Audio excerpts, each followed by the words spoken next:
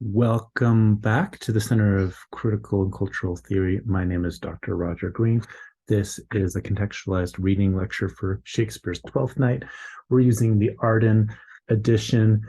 We got to through Act 1, Scene 4 in my last video, and we're picking up at Act 1, Scene 5. And this is going to be an exchange between Maria and Fest. Maria is kind of the head servant, I think, for Olivia's um, uh, uh, household. So Olivia, remember, has lost her own father the year before, and then lost her brother as well, as Shakespeare tells us in the Dramatis Personae at the beginning.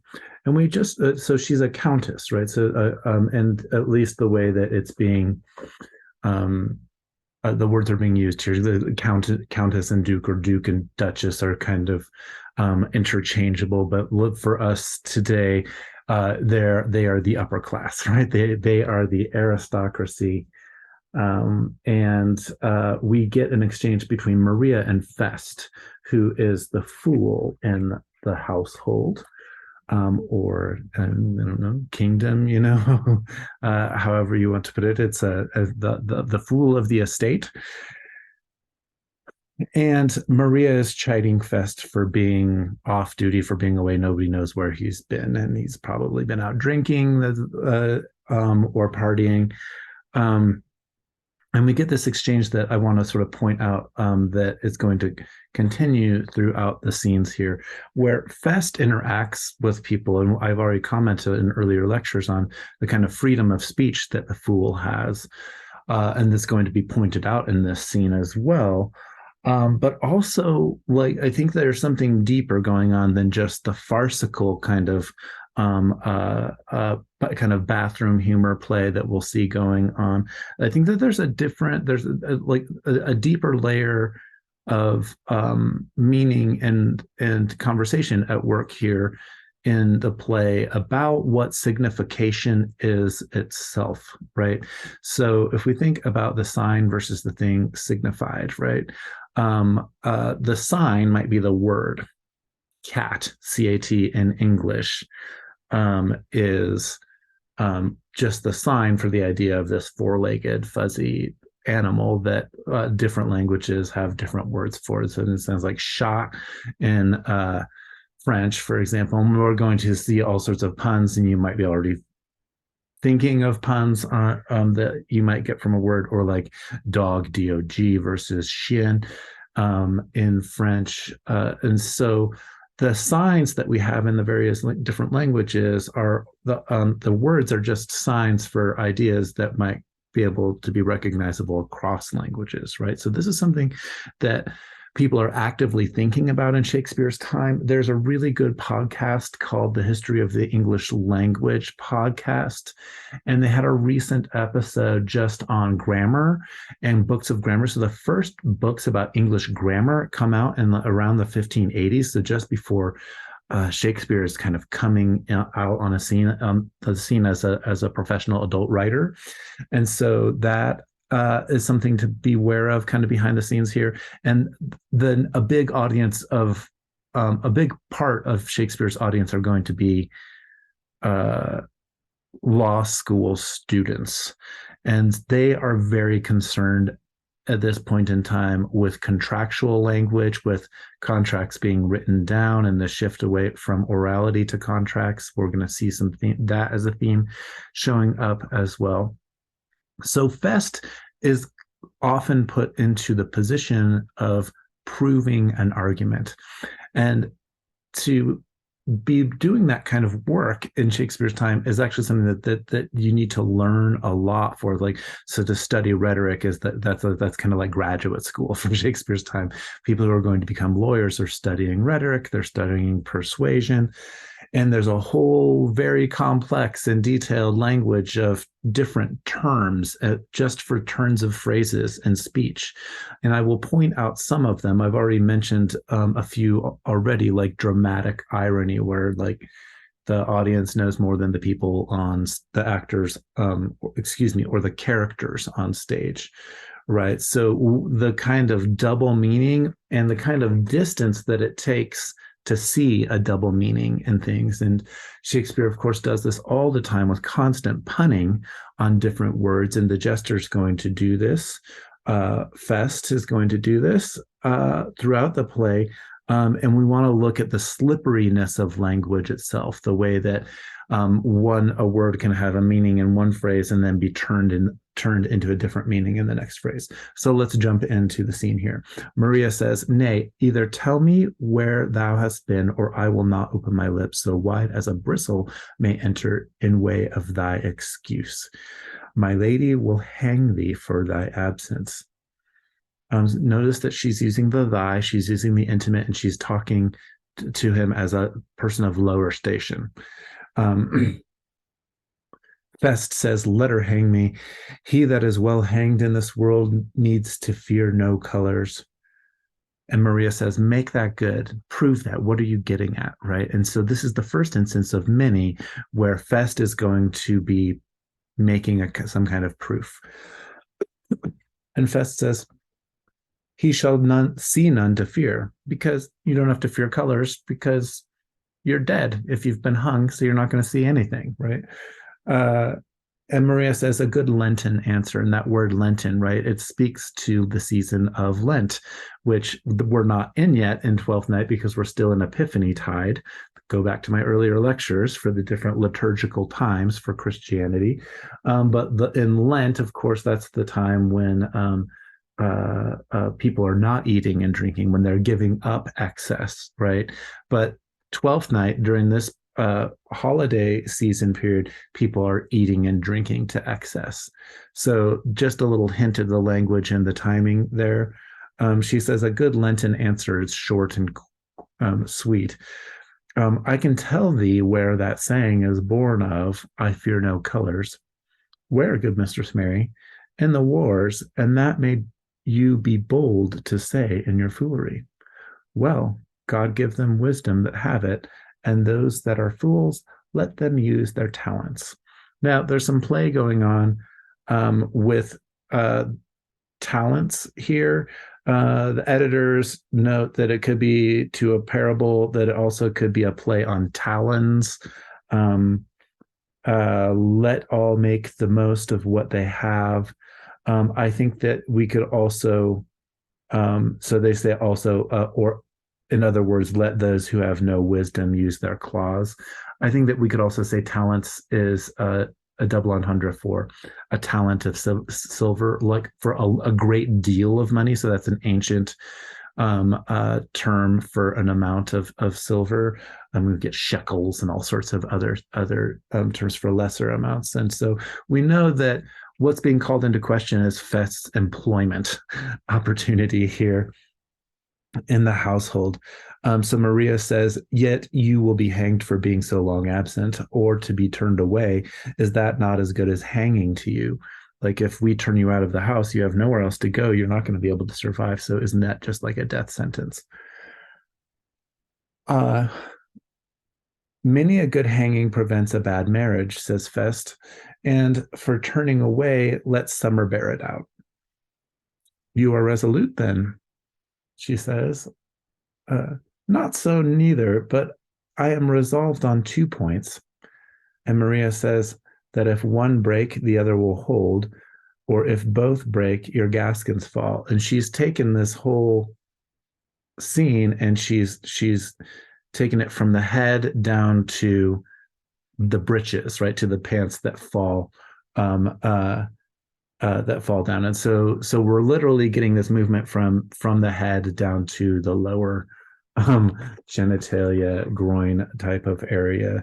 And Fest enjoys that, right? So he says, "Apt in good faith, very apt. Well, go thy way. If Sir Toby would leave drinking, thou wert as witty a piece of Eve's flesh as any in Illyria." So he gives her a compliment, right? That you are you're as smart as any woman in Illyria. And she is put into context with Sir Toby. So Fest knows that there's some sort of attraction going on between Maria and Sir Toby, And Maria says, "Peace, you rogue. No more of that. Don't talk about that." Here comes Olivia. She enters with Malvolio, and Maria says, "Here comes my lady. Make your excuse wisely. You were best because you're in trouble, right? Nobody knows where you've been." Fest turns aside here, and this alludes to what I was just talking about here.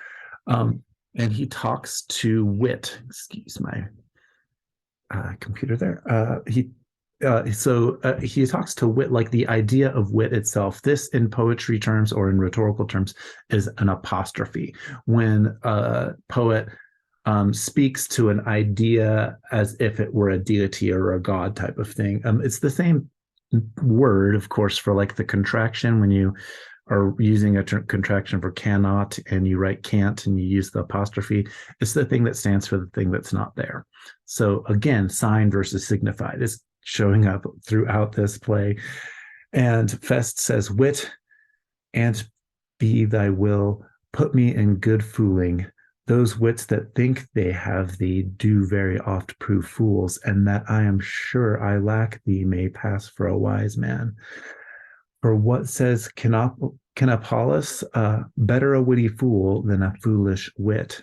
And he says this off to the side before turning to Olivia, this invocation almost of like, "Come on, wit, come and help me save my ass in this situation where I'm literally talking to keep my job." So he turns to Olivia. He says, "God bless thee, lady." And Olivia says, "Take the fool away." And so she's already perhaps doesn't want to see him because she's in mourning and she's sad. She doesn't want to be cheered up. So he doesn't have a job for that. And so he's going to have to fight for it a little bit here. He says, "Do you not hear, fellows? Take away the lady." "Go to," says Olivia. "You're a dry fool. I'll know more of you. Besides, you grow dishonest." So she's showing that she's mad at him for not being around. But he's saying that she's the fool, right? So he's exercising that kind of freedom of speech by calling the lady the fool. And Fest says, "Two faults, Madonna, that drink and good counsel will amend. First, give the dry fool drink, then is the fool not dry."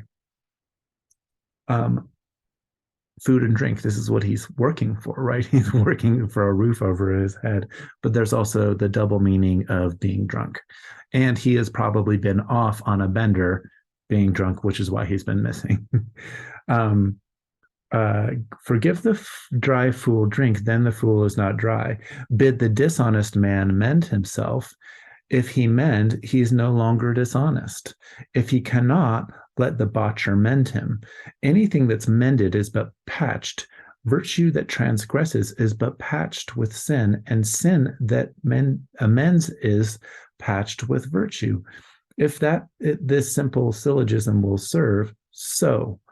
If it will not, what remedy? As there is no true cuckold but calamity, so beauty's a flower. The lady bade take the fool away, therefore I say again, take her away. So he's extended out her words, and he's made this kind of elaborate situation where we've gone from food and drink to mending and patching and making amends for transgressions as well. And as he's done that, what he's doing is called at the time equivocation. And this is a term that's used in legal courtrooms and stuff, even today. There are some different ways to think of it. So the great anthropologist from South America, Eduardo Viveros de Castro, has some different definitions of equivocation that are worth thinking about. But usually during this time, in Shakespeare's time, equivocation is a bad thing to do. It's a rhetorical device that kind of moves outwards and makes everything seem like it's just like tautological, like that everything is just reversible, and then comes back in from that kind of abstract distortion and says something that's true from one point of view, but it's not maybe the whole truth.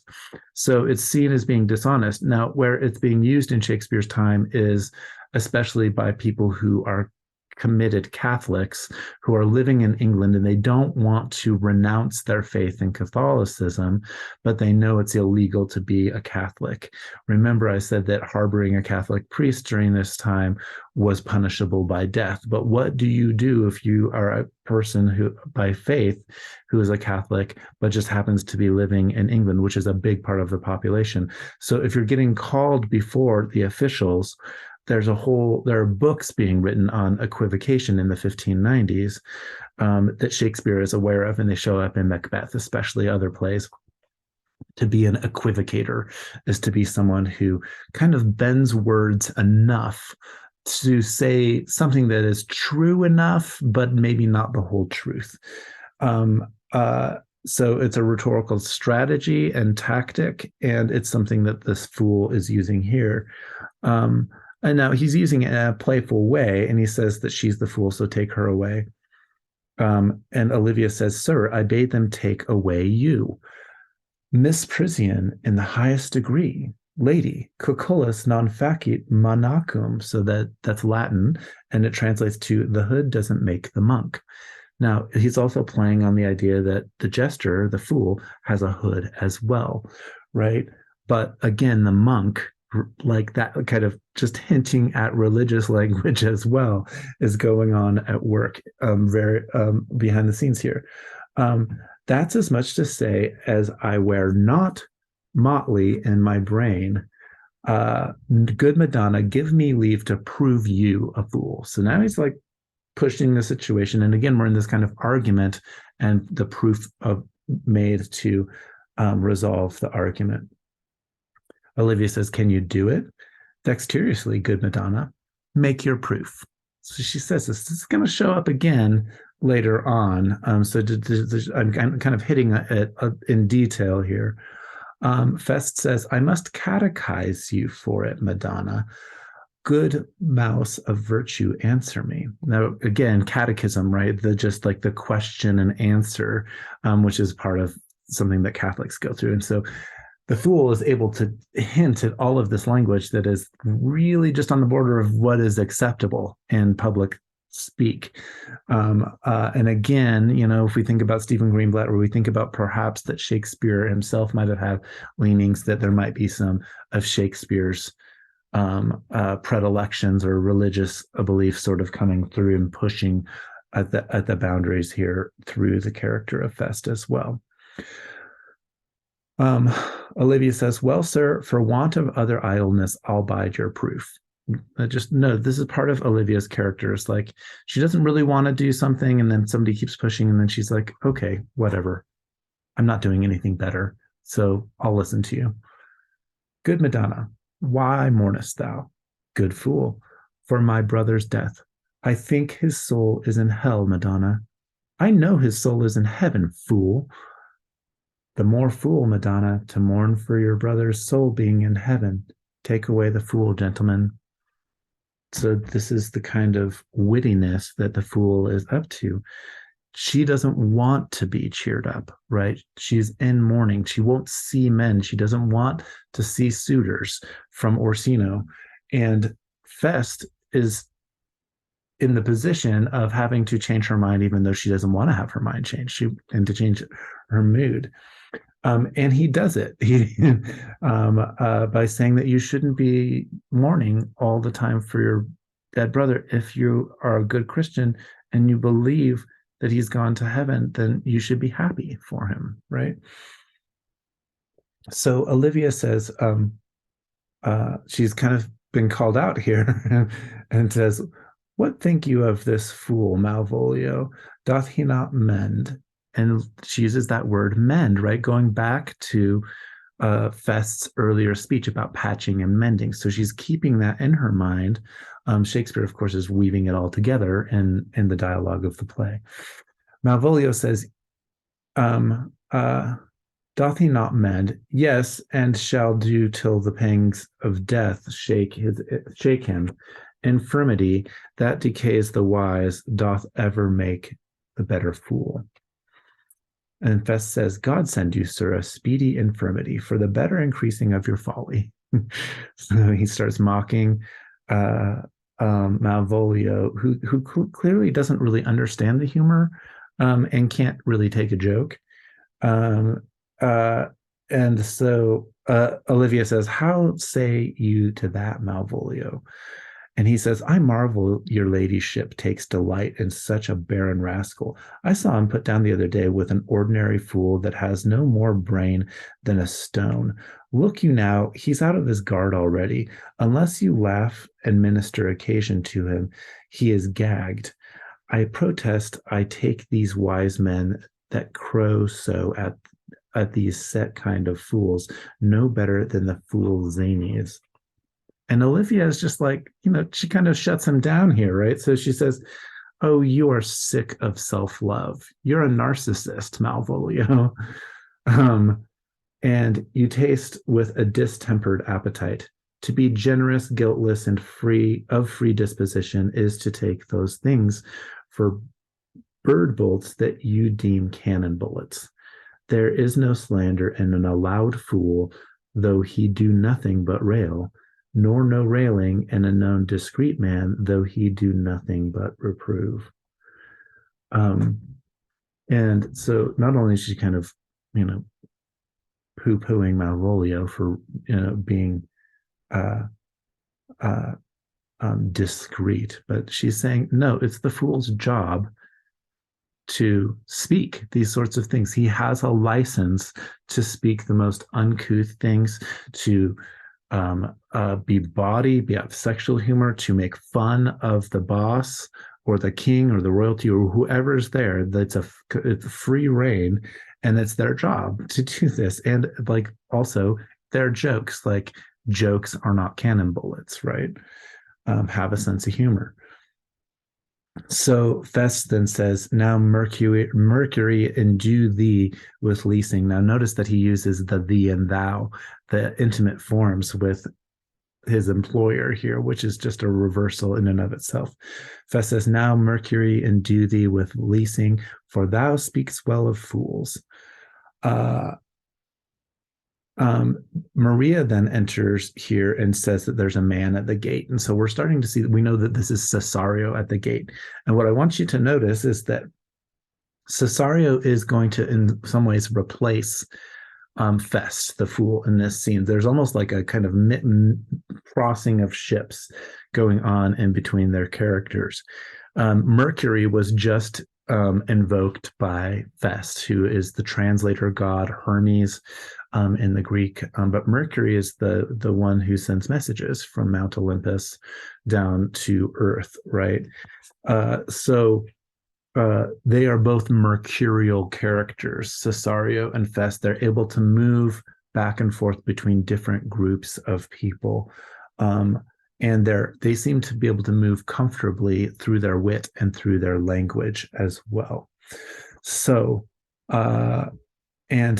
we get this ongoing like questioning, like, well, what about Cesario's identity? What kind of man is Cesario, right? And then we get, at the same time, we'll see Olivia pushing back on identifying herself. So there's a lot at work in terms of ambiguity and intentional ambiguity going on here. So she's Olivia knows that it's going to be somebody from Count Orsino to declare his love for me, and I don't want to hear it. Maria says, "I know not, madame. 'Tis a fair young man and well attended." So we get commentary from all sorts of characters that there's something intriguing, there's something alluring, that there's something beautiful about Cesario. And Olivia says, "Who of my people hold him in delay?" Maria says, "Sir Toby, madam, your kinsman." And this is like mortifying to Olivia because she says, "Fetch him off, I pray you. He speaks nothing but madman. Fie on him," because he's drunk all of the time, right? He's like an embarrassing family member. So she says, "Go you, Malvolio. If it be a suit from the Count, I'm sick or not at home. Just lie to him, right? What you will, dismiss it." And then he leaves, and now Olivia turns back to Fest, the fool, and says, "Now you see, sir, how your fooling grows old and people dislike it." And Fest says, "Thou hast spoke for us, Madonna, as if thy eldest son should be a fool." You took our side. He says, I just saw you take my side. But as the son, you took my side as if I were your son, right? So he's moving toward this juxtaposition of intimacy, and then Sir Toby walks in. Um, as if thy eldest son should be a fool, whose skull Jove cram with brains, for here comes one of thy kin, has a most weak pia mater. And so pia mater, as the notes tell us down below, is from the brain. It's literally meek mother, the delicate or innermost membrane enclosing the brain. So he's taken the idea of wit and foolery and madness and sickness all the way into the literalness of the head, the skull, and the brain here. And then he's making these gestures towards familial relations, like I'm your son, like you wouldn't want to cast out your son, right? And here's your cousin as well. And so Olivia says, be mine honor half drunk. And so says to Sir Toby, what is he at the gate? Says again, what's going on with Cesario? A gentleman. A gentleman? What gentleman? 'Tis a gentleman here. And he belches, and there's farting, and the pickled herring of the stage antics show this commonly when you watch performances of the play. He greets Fest, how now sought a fellow drunkard like myself. Good Sir Toby, says Fest. Olivia says, cousin, how have you come so early by this lethargy? It's early in the day and you're already trashed, right? You're already drunk. He mishears her. Lechery? I defy lechery. There's one at the gate. There's a lecher at the gate. I marry, what is he? She says. Let him be the devil, and he will. I care not. Give me faith, say I. Well, it's all one. What's a drunken fool like, fool? Or sorry, what's a drunken man like, fool? Asks Olivia. And so she turns to Fess. Now, notice that she did that earlier, right? She's kind of at her wit's end, and then she turns to someone else. She turns to Malvolio earlier. Here, she turns to the fool. And the fool says, like a drowned man, a fool and a madman. One draft above heat makes him a fool. One drink too many. The second makes him mad, and then the third drowns him. Olivia says, go thou and seek the crowner, and let him sit on my cuz, for he is in the third degree of drink. He is drowned. Go look after him. Fest says, he's but mad yet, Madonna, and the fool shall look to the madman. So now we see a little bit of that. Like, it's not just that the fool, his role in the house isn't just to make jokes and to sing songs and cheer people up or change their mood, entertain them, but he also has to go entertain the drunk cousin and look after him. Malvolio comes back in and basically says that Cesario at the gate refuses to leave. Olivia says, tell him he shall not speak with me. Has been told so, and he says that he'll stand at your door like a sheriff's post and be the supporter to a bench, but he'll speak with you. And again, she asks, what kind of man is he? And Malvolio kind of dim-wittedly says, why, of mankind. And of course, we know Cesario is not a man. Cesario is Viola dressed up as a man. Olivia says, what manner of man? A very ill manner. He'll speak with you, will you or no? Whether you like it or not, he's going to speak with you. Of what personage and years is he, she says.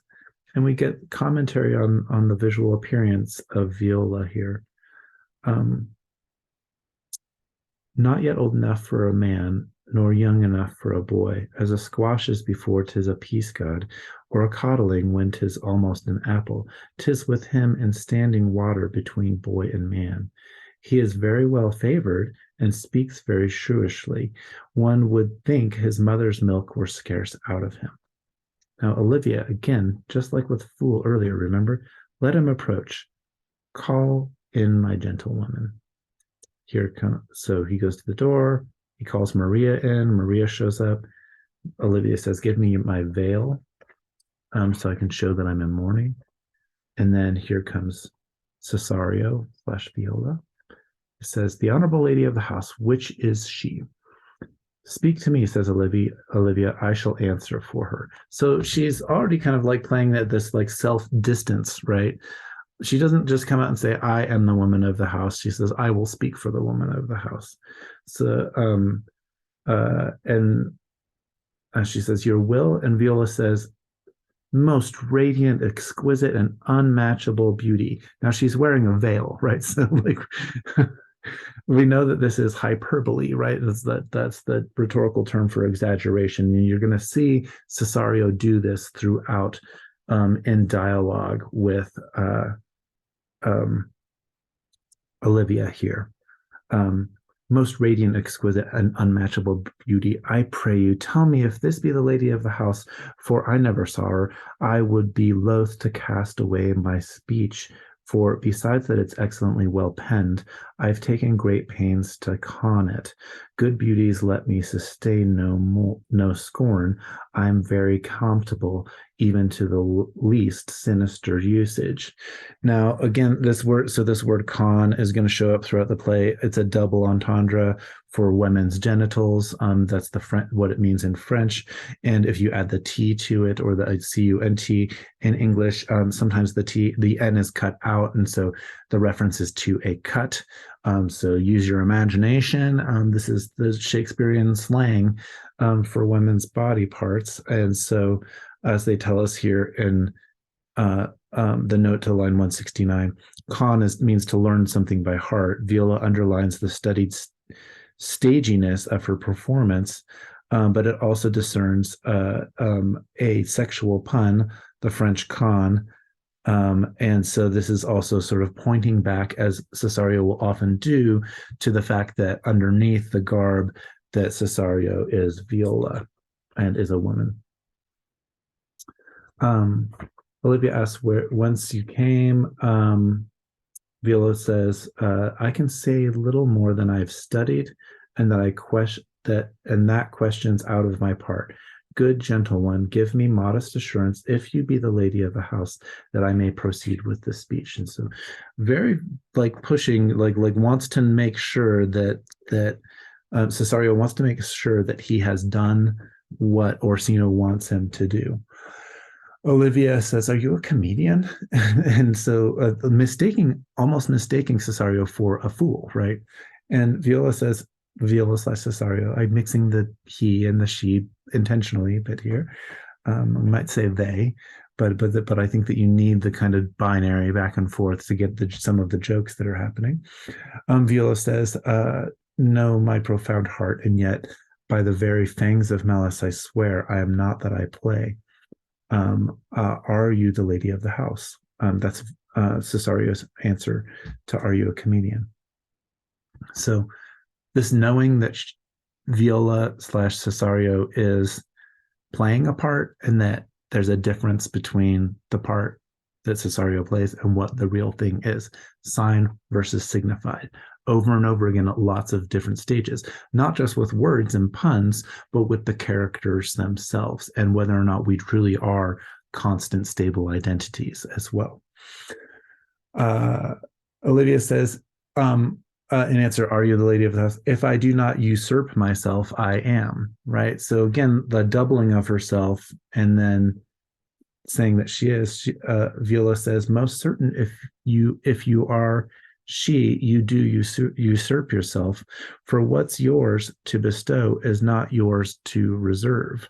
If you already have it, you don't need to say that you don't have it.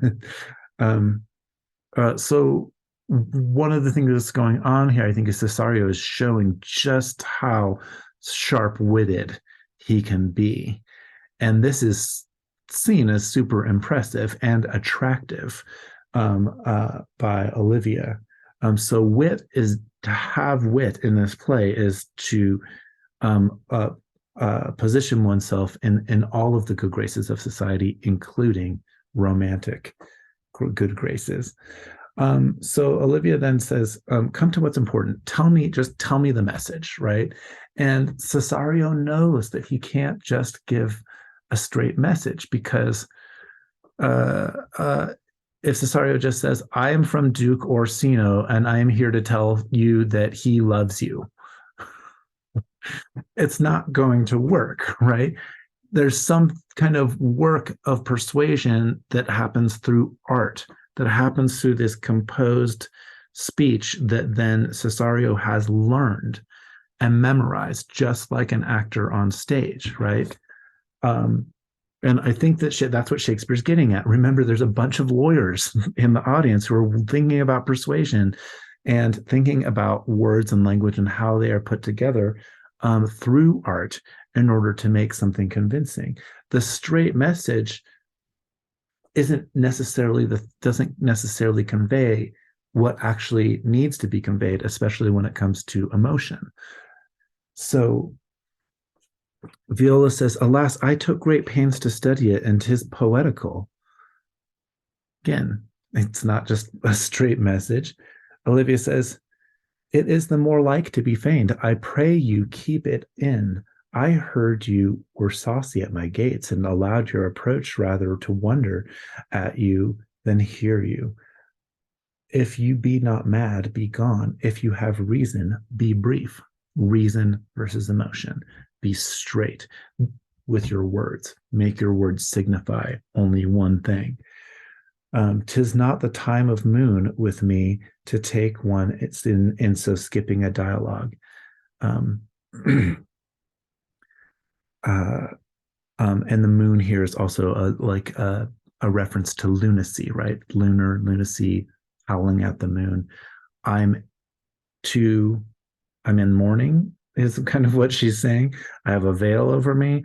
I don't want to hear grand poetical things. I want straight speech, even at the same time that Olivia herself is being playful with her own identity. Maria says, will you host sail, sir? So this metaphor. Here lies your way. Get out of here. And Viola says, no, good swabber. So just takes the metaphor, just takes the linguistic metaphor and runs with it. And that's what shows Cesario's wit, right? No, good swabber, I am whole here a little longer. Some mollification for your giant sweet lady. Tell me your mind. I am a messenger. Again, Hermes, Mercury messenger. Sure, you have some hideous matter to deliver when the courtesy of it is so fearful. Speak your office, says Olivia. And Cesario says, it alone concerns your ear. I'm not going to tell anyone else. And so there's this move to privacy and this move to interiority, to intimacy. I bring no overture of war, no taxation of homage. I hold the olive in my hand. And of course, Olivia, right? And the olive branch of peace. I hold the olive in my hand. My words are as full of peace as matter. Olivia says, yet you began rudely. What are you? What would you? What are you? Mm-hmm. And it is a play on what and who. I mean, I know that, of course, like for the time period, it's clear that what are you also means who are you. But there's something ambiguous about Cesario. Cesario says that the rudeness that hath appeared in me have I learned from my entertainment. The people who I just gave it back the way that I was being treated. What I am and what I would are as secret as maidenhood head, to your ears divinity, to any other's profanation. Really, really amazing language here, right? Just like so first of all, there's the layer of meaning where there's Cesario is alluding to Viola being a woman beneath the garb of a man, right? And secret as maidenhood, but also to virginity here. But also taking that to a different register between the sacred and the profane. So that kind of spiritual level that's all been being hinted at through this kind of religious language.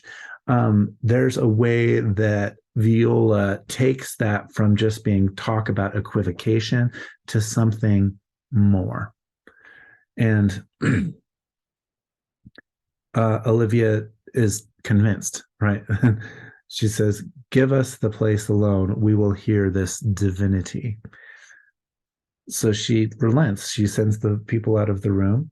And then she says, "Now, sir, what is your text?" "My sweet, most sweet lady," Olivia says, "a comfortable doctrine, and much may be said of it. Where lies your text?" And where, you've memorized the text, right? We know that, but it was written first as a text. And she says, "Where lies your text?" And Viola says, "In Orsino's bosom."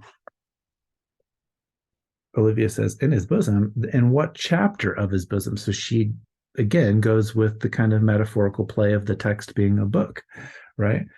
And Viola says, "To answer by the method, it is the first in his heart." "Oh, I have read it. It is heresy. Have you no more to say?" "Good madam, let me see your face," says Viola. "Have you any commission from your lord to negotiate with my face? If you are now out of your text, right? So like now you're not doing what Orsino said for you to do, because you're not just delivering the thing that you said anymore. But we will draw the curtain." And again, this is part of Olivia's character. She like says she doesn't want something, and then she kind of relents after a while. Um, but we will draw the curtain and show you the picture. "Look you, sir, um, such a one I was this present. Is it not well done? Excellently done, if God did it all. Uh, 'Tis ingrained, sir, 'twill endure wind and weather. 'Tis beauty truly blent, whose red and white nature's own sweet cunning hand laid on. Lady, you are the cruelest she alive, if you will lead these graces to the grave and leave the world no copy." Okay. So there's a lot of sincerity going back and forth here. But we're now commenting on the face-to-face beauty of Olivia, and the idea of leaving a copy in the world. This is going to show up throughout Shakespeare's sonnets as well. That idea that you need to have a child while you can have a child, so that your beauty can extend into the next generation, and that there's something divine about that as well. There's something religious. There's like, be fruitful and multiply kind of layer to things as well. But also it's thought of as copying, and imprinting is going to show up. Like the imprinting of wax is going to be a metaphor that's used a lot for sex, sexuality, copulation, and especially becoming pregnant. So Olivia says, "Oh, sir, I will not be so hard-hearted. I will give out diverse schedules of my beauty. It shall be inventoried, and every particle and utensil labeled to my will, as item to two lips in different red, item two great eyes with lids to them, item one neck, one chin, and so forth." She takes all of the divineness, all of the kind of mysteriousness of nature, and she starts inventorying her face and her body as if it's the most material and mundane thing.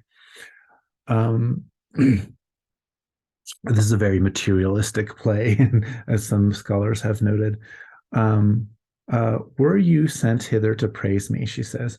And Cesario says, "I see what you are. You are too proud. But if you were the devil, you are fair. My lord and master loves you. Oh, such love could be but recompensed, though you were crowned the nonpareil, or the queen of beauty." "How does he love me?" says Olivia. "With adoration's fertile tears, with groans that thunder love, with sighs of fire."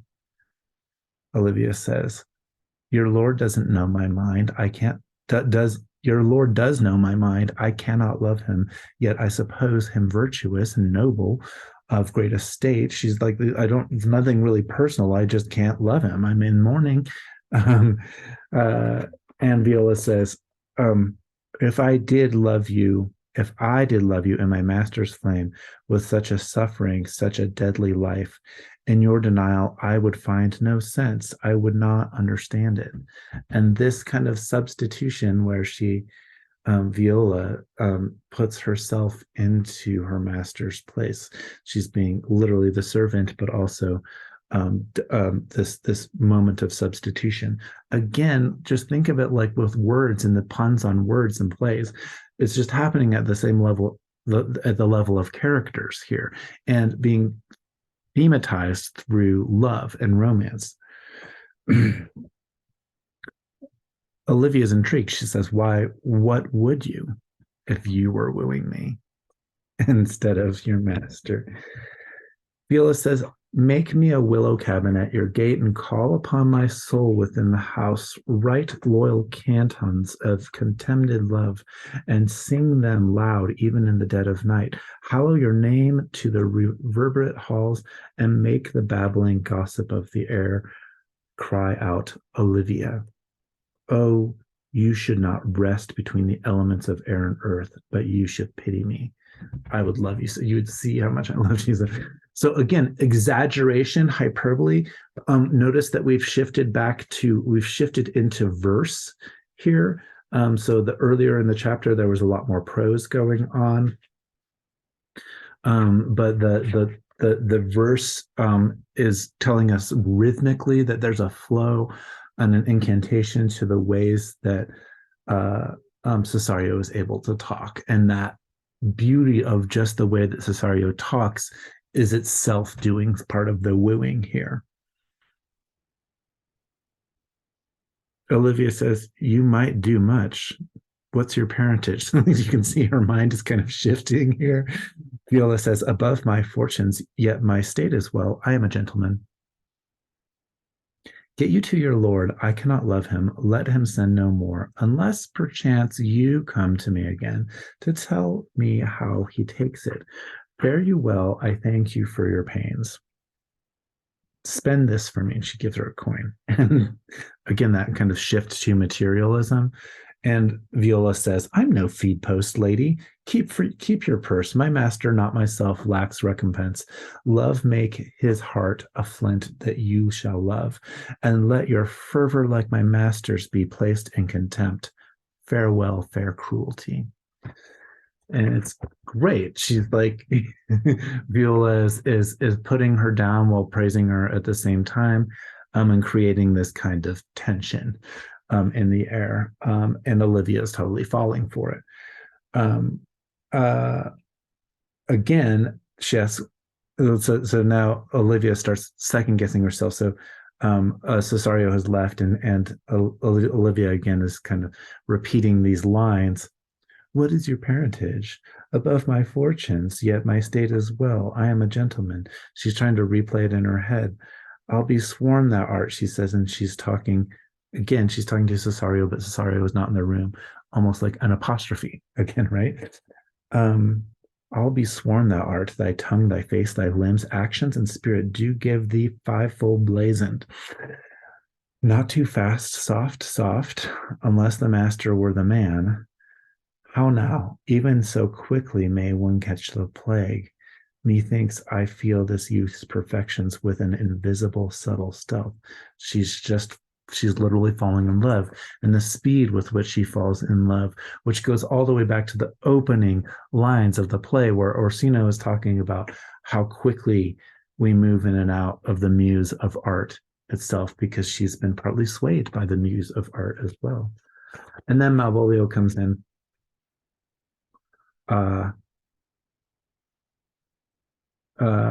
And says, here, she calls him in, and she says, "Run after that same peevish messenger, the country's man. He left this ring behind him, would I or not. Tell him I'll none of it. Desire him not to flatter with his lord, nor hold him up with hopes. I am not for him. If that youth will come this way tomorrow, I'll give him reasons for it. Hi thee, Malvolio." And so this is a strange thing. As we know, Cesario has not given her a ring, so she's making up an excuse even though she already kind of said, if you would come back and tell me tomorrow what Orsino says, I would be okay with that. But now she's making up a reason for Cesario to have to come back.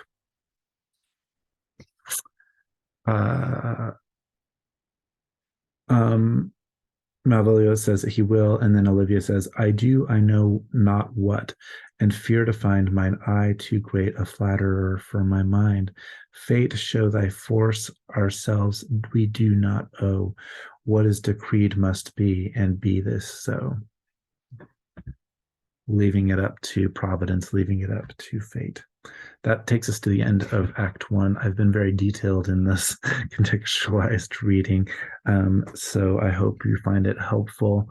If not, you probably will already shut this off a long time ago, so no big deal there. Have a great afternoon, evening, morning, wherever you are. I'll pick up with again in another video with Act 2 of 12th Night.